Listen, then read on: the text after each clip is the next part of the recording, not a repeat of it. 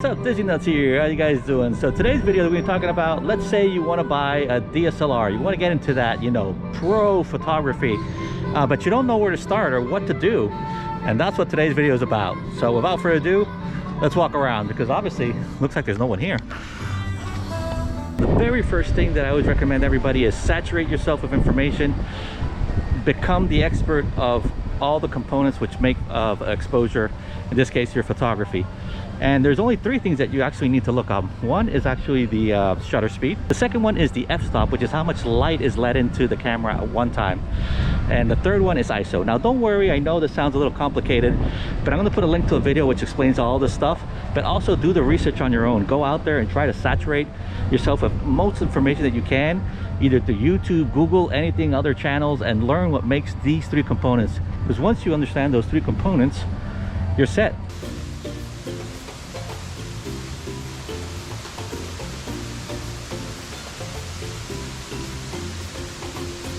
The camera selection. Now I won't go too much into detail in this video because we could talk night and day about the differences and the advantages of certain cameras over the others. So I'm going to tell you what I did. I actually looked up on Amazon and a couple of other places some reviews about the cameras, you know, of people's opinions on them, and I ended up going with the Canon camera. Not because the other ones were bad, just that for what I was looking for, it felt more like towards what I was trying to achieve. I didn't want to get something really expensive either, so I went with what they call the Canon Rebel Entry Series. And this camera you can find in some of the major shops, so like Walmart, even Target. And what I always recommend to everybody, since there's two big companies out there, Nikon and Canon, as well as Sony, is head over to the shops and put the camera in your hands and see how it feels. And then after that, you'll get more or less of a feel of which one basically connects with you as to what you're going to be using to take this type of photography. Now, one thing that I did do, since I did find that you know, when you jump into the DSLRs and cameras and all that stuff, it does get a little pricey compared to what you're usually normal to, like a quick handheld camera or something like that. So I recommend going to like a site of QVC or even Amazon and get your camera, or you can pay it in installments.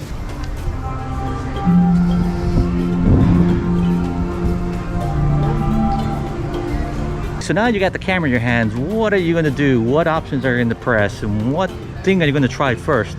Well, my recommendation is start in automatic mode. And I know everybody's going to tell you need to shoot in manual mode, that's why you got a fancy camera, blah, blah, blah.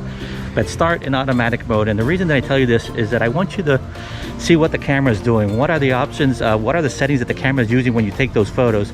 That way you more or less get a feel of those three components and how it affects the types of photo that you're taking. And with that said, I want to go say also that don't worry about trying to take fancy shots right away. You know, go ahead and start with the basics: people, birthdays, flowers, pets, all that other fun stuff. And that way you get a feel of what the camera is doing and what the settings are for specific situations, okay? Remember, start small and you'll learn little by little. And remember, the learning curve is all the fun part of what photography is, because there really is no ending at the end when it comes to photography. You're always learning, always trying new stuff. That's what makes it fun.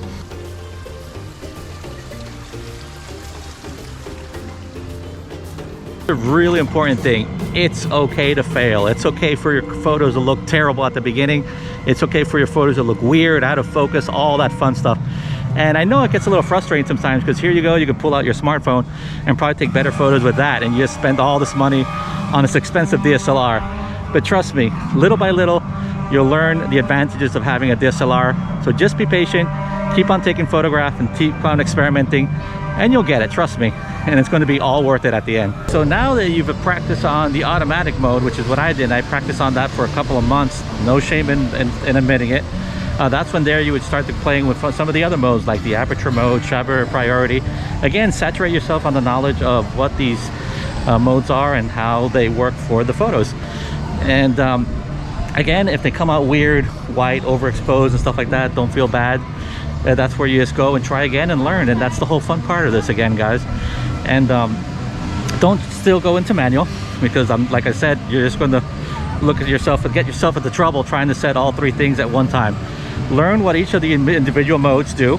And the ones that I would start with the best to learn is actually the aperture priority mode, which is the AV on the dial, followed by the shutter, which is the TV on some of the cameras, in the case Canon. If you're new to social media, there's a really good website out there. It's been out there for years, and it's actually called Flickr. And what I love of this website is that it actually shows you the camera settings that people use for some of their photos. And of course, there's tons of Disney photographers there as well. So it was something that I used for starting off, because you can see more or less an idea of the settings that they used and what lenses and even the camera. And if you can even actually go on this site and sort by the camera and see all the photos that were taken with the same camera that you have, so you more or less get an idea of the settings, and then you can get a feel of what lenses and stuff like that. But again, the best part of this site is that you can see the settings, and that's the shutter speed, f-stop, and ISO. So it gives you more an idea of the settings and where you're heading to as to tweaking the camera to get that photo that you want to hopefully get. Another thing I recommend to everybody is join Facebook groups, photography related, and even Disney photography groups related. And it even doesn't sometimes have to be even photography related groups. You can just put your photos out there and get feedback from the people. And that helped a lot for me to get feedback, and also to see other people's work as well. And another thing that really helped a lot is actually meet up with other photographers if you can. It doesn't have to be only in Disney, it could be anywhere else. The cool thing in photography is as soon as you learn those three components that make up your exposure, the shutter speed, the f-stop, and the ISO, that's it. It applies to all cameras. All the cameras have to use the same principles to be able to take their photo. So all the cameras are going to have those three settings. So you can always talk with people who have different type of cameras like Sony and Nikon, stuff like that. And it's good to get out and experiment and get their comments, feedbacks.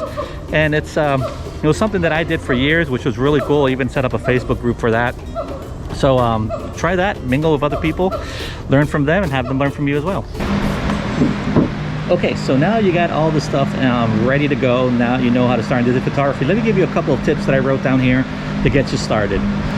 The first thing that I would recommend is use the hills to your advantage. Many times there's sidewalks and other hills, for example, right in the center of the hub.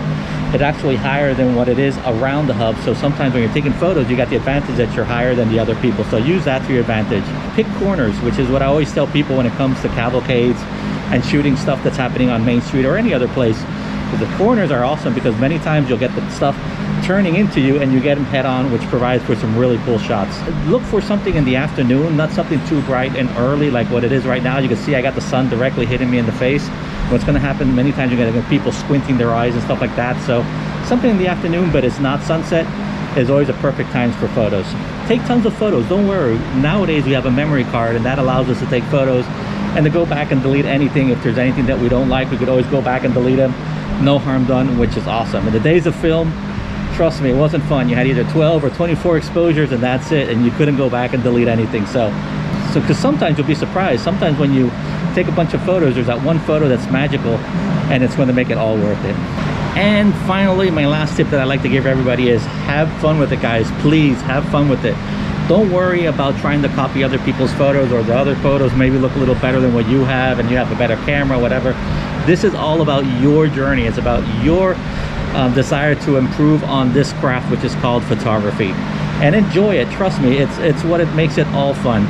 You don't want to go out there and start copying everybody else's pics, because what's going to happen, you're going to get bored. You're not going to see the originality. You're not going to see you on the photos. Because I think one of the coolest thing is when people will come up to walk up to me and say, I always know it's your photos because you got a certain type of things to it. You know, that's what makes it. And trust me, when it comes to that, for finding your own style, it's going to take a while. But get out there, shoot photos, and have fun. Okay, guys? Hopefully this tips that I just told you here at beautiful Animal Kingdom gets you started on photography. And if this is the first time watching these videos, my name is Disney Nuts, and I do theme park photography as well as a bunch of other stuff and reviews and stuff like that around Central Florida with my wife. So please feel free to subscribe and share and comment, because that's what keeps these videos flowing. Until then, guys, stay awesome and have a magical day. See ya. Bye. Hello, explorers. Venture to the Discovery River and say hello to some of your favorite pals as they take their dino party to the water.